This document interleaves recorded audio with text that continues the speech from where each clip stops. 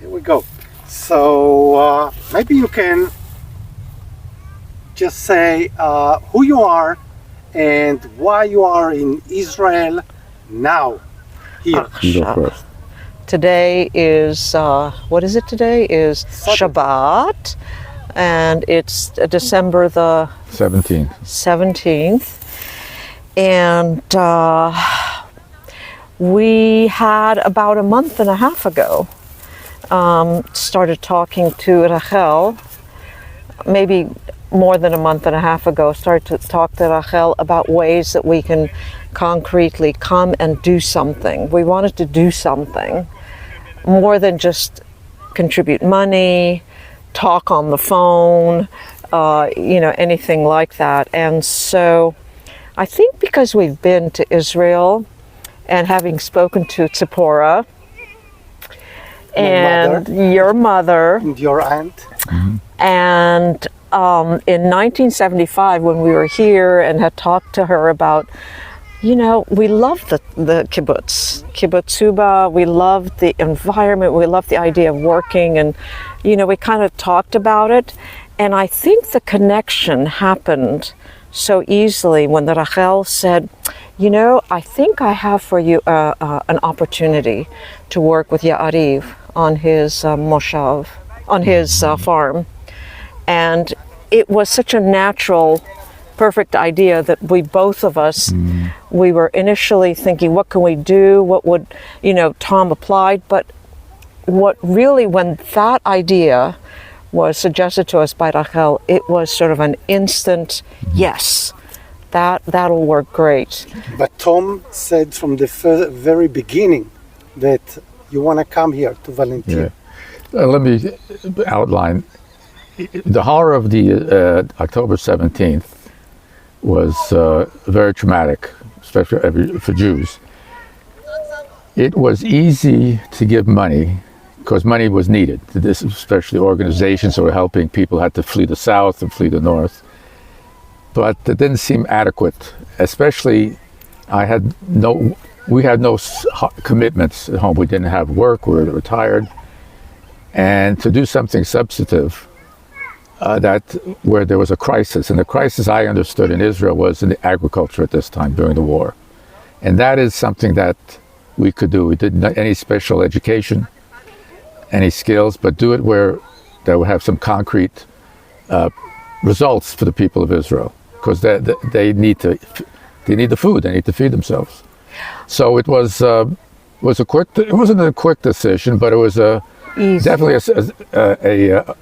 a positive decision. Emotionally, rationally, it was the right decision. Especially, we've been to Israel many times. We have family here. I've been here for maybe 50 years ago, and it was something finally to return to the people of Israel and to my family, of doing something to help rebuild the country after October 7th. I think the other thing at home, we just mentioned this to a few people, that we were doing this, and in California, which is also a large agricultural area, the way that the analogy was, imagine if all the Mexican workers and all the Hispanic workers suddenly, poof, just left, how would we be able to eat, right? Because the vegetables and the food is all harvested there. The state will come to an end. And so that was also reinforced by speaking to Yariv and to Rachel and Yair about this. What we're doing is we're harvesting the food to feed the Israelis now. So that's super meaningful. Yeah. If we don't do it, and if there's not enough volunteers, the food will rot in the fields. Or that you guys are working still, you have jobs. Yeah. So it's the least that we could do to, to lend an extra hand. Yeah. And it's gratifying, I should say selfishly, I feel gratified, but I feel this is something that a hands-on that we did. It's not only hopes everything will go well, wishing you well, but it's something that we physically contributed. And you want to say bye-bye? It's okay. So you are not too far from Gaza Strip right now. Right.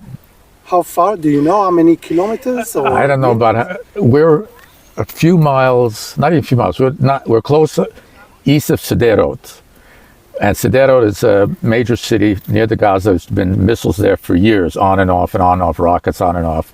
Right now, we're in the second line from Gaza, meaning we're at the least risk. So that is, so we are told that that is a safe place to work, and so far that's true. People have, we have safe houses that we need, if we need to go to, but the people around us have been very supportive, and if anything, we've had less problems with rockets than north of us. So we don't see it as a problem. Yeah, they're leaving.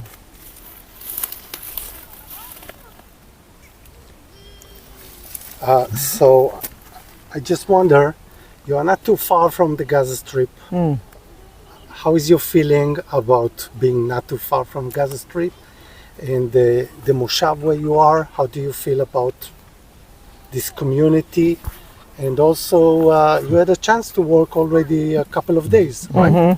So, what is the work and how do you feel physically since you're not in your team? 70 plus. So being in, as I said, in the second line, and also with people around us who told us we're secure. Actually, the house next to us, where some soldiers are staying, I don't have any anxiety.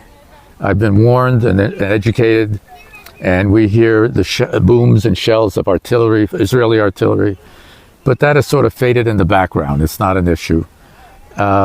Working there, people are very supportive. The owner, Yariv, who's the owner there, is very supportive. And it's work, and it's not work that we usually do. I'm a doctor. I don't do physical work that much, but it's work. It's you feel that you're using your hands, you're doing something tangible, and that feels that it's contributing. We're also working like shoulder to shoulder with other volunteers, and we've now met, different people from different parts of Israel, and to do that with them and to talk to them and to hear their stories and to realize how, everybody is doing this volunteering and we're part of that group.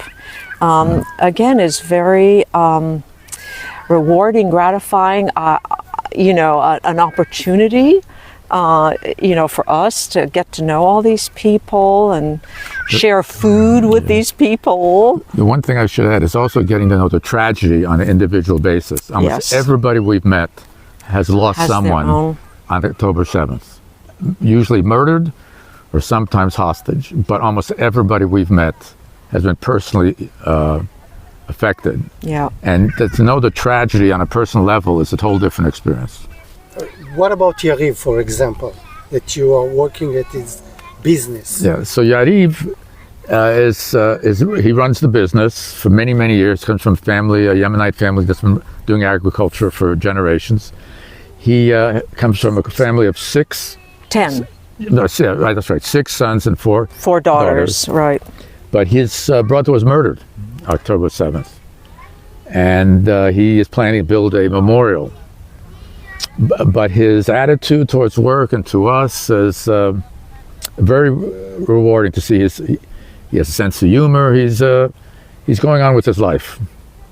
Yeah. I think that also other parts of his family were murdered.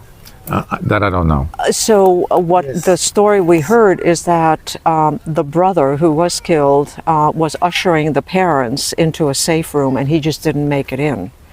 But the only thing that we've heard is that the brother was killed. Yeah. So ask Rachel, she will tell you some other member of the families. Oh, yes. Okay. Yeah. He wasn't the only one. Okay. But even other people like we've met, having to go through October 7th, the terrorists came on the same road as we've been driving on. That's how close they came to where we're staying now. And people telling us how they had to shut her up in their safe room, or one of them said they couldn't believe they heard gunfire and they thought, oh, it's the Israeli army. But then they heard Arabic and they knew something was totally wrong. Any strong impression that you want to share? other than? That was a pretty strong, Yes. I think basically we're just starting. We're just going to be here for 2.5 more weeks. I'm sure the experience will be more enriching as time goes on. And probably tell you more after our full experience here. Yeah. We'll meet more.